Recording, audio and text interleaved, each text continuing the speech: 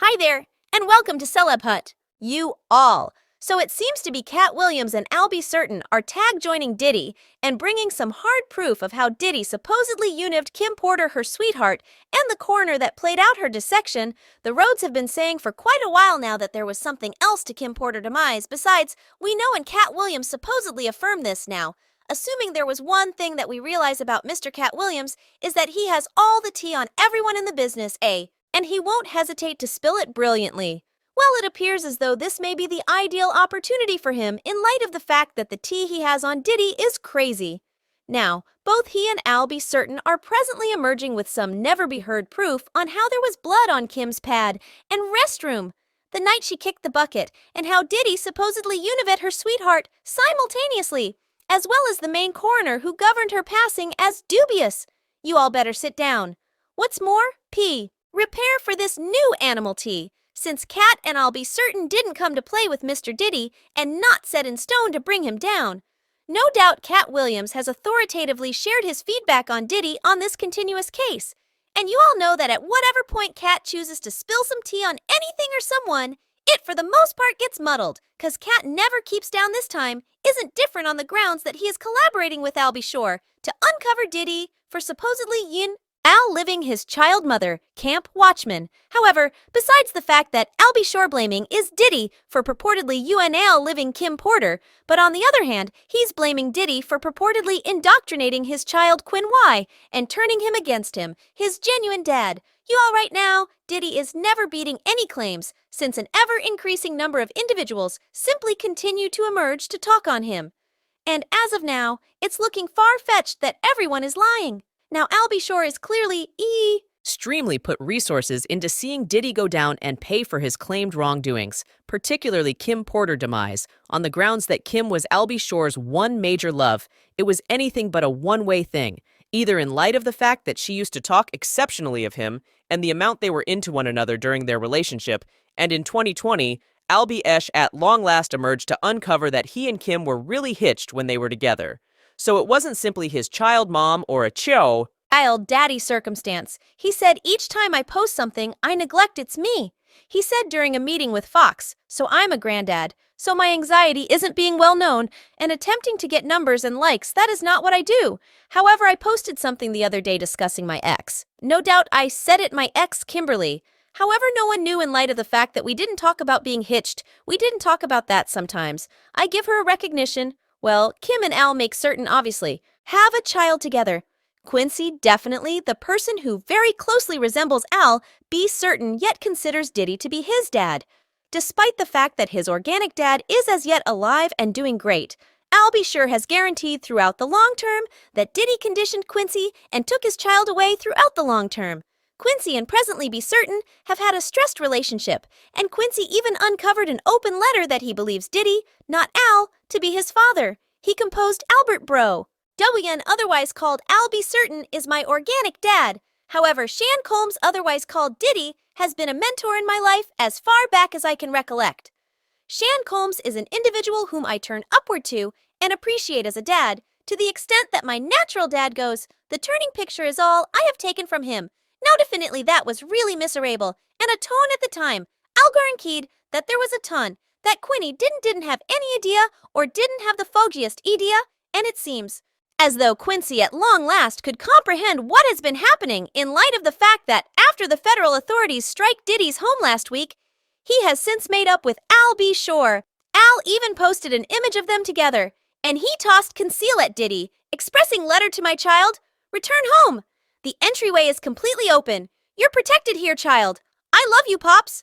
You're a natural, not organic, shade. MBI Sure has procured the option to be obscure towards Diddy since Diddy supposedly attempted to unlive him quite a while back, since I'll Be Certain was attempting to uncover the obscure side of Diddy that many individuals didn't get to see at that point.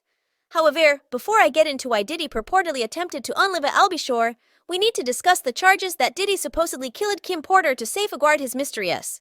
You know the very mysteries that have now been uncovered by everyone in Hollywood, and he is presently having to deal with government penalties. Diddy was exceptionally savage towards her, purportedly, and numerous individuals have emerged to supposedly guarantee that Diddy treated Kim in the manner in which he treated Cassie. I didn't have any acquaintance with her, yet I realized someone like her, and that was Kim Porter. I didn't know Cassie, however. I knew someone who was going through exactly the same thing she was going through, and that was Kim Porter.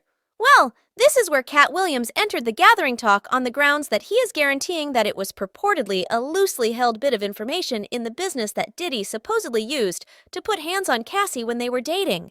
Katt likewise asserted that the explanation we didn't hear a lot of about it, and did he go out as he would prefer to eradicate online reports of him being savage towards Kim anyway? Computer-aided design shared this one post that Diddy most likely missed that detailed how Kim coincidentally broke her nose during a disagreement with Diddy. The report traces all the way back to 2005, and it says Diddy comes a sweetheart. Kim Porter was left with a messed-up nose after the couple contended on Combs's yacht in Sandray. He flew in a plastic specialist from Geneva after the mishap. Dorman has since guaranteed that she hurt her face after she hit her nose against a table.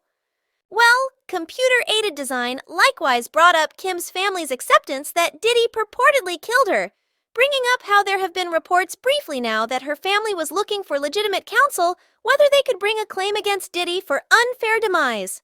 This was all before Cassie and different claims, so disliked the family was out for a clout or any such thing. A source released the data and guaranteed that the explanation the family decided not to record the claim was that they had supposedly been reached by the FBI. The source said they have all been reached by the FBI, and 3 relatives and 6 companions have been consulted as of now and have been told to remain silent as per Kim's ex. Cassie told legal counselors, after documenting her own claim against Diddy, that she had data about the demise of Kim Porter. She has confirmation of the motivation behind why Kim was killed, and then we have charges that there is a ton of concealment over Kim's demise.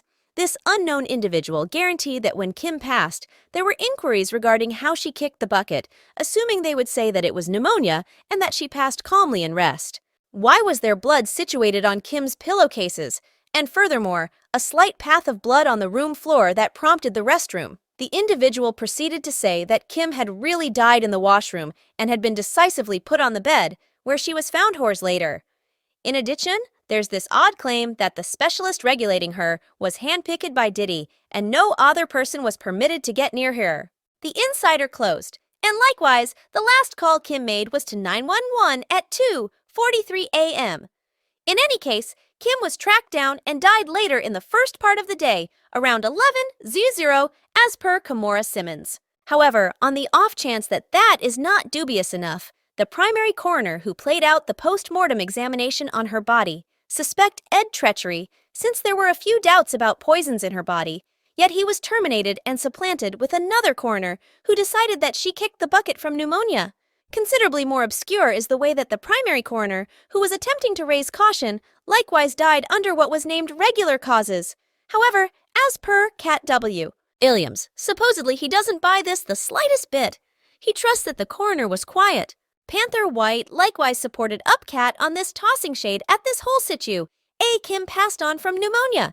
Yet there's the primary coroner report that said that she kicked the bucket.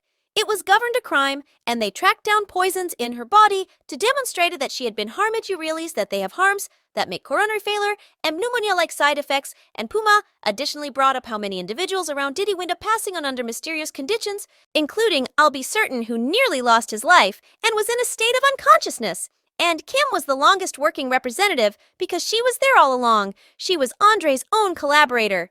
Kim is dead, Wadey D is dead, Andre Harley is dead, the main 2 remaining are Puffy, and Al nearly kicked the bucket. Isn't that fascinating? Panther likewise brought up how odd it was that they generally died while composing and enlightening all books that would incorporate data regarding Diddy.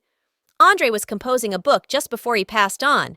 Wadey D was dealing with a book before he kicked the bucket, Kim Porter was chipping away at a book before she passed it on, and Albie Shore was chipping away at the narrative of his life, and afterward he went into a state of unconsciousness. No doubt it sounds like these individuals could have been attempting to caution us about Diddy for quite a while, but they helpfully died under normal circumstances before they had the option to make it happen, and I'll be certain his case.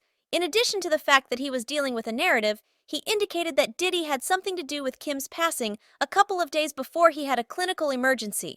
I just found this recording from the morning I learned of Kim Porter's homicide and the way in which it tore the spirit from my actual body. I truly do know, obviously, that Kimberly didn't simply look at pneumonia out of nowhere, That is some BS. We just praised our child's new arrangement and Christmas exceptional with Netflix. And she was in fabulous well-being too, snickering seeing me and Diddy's. Subscribe Celeb Hut for more videos.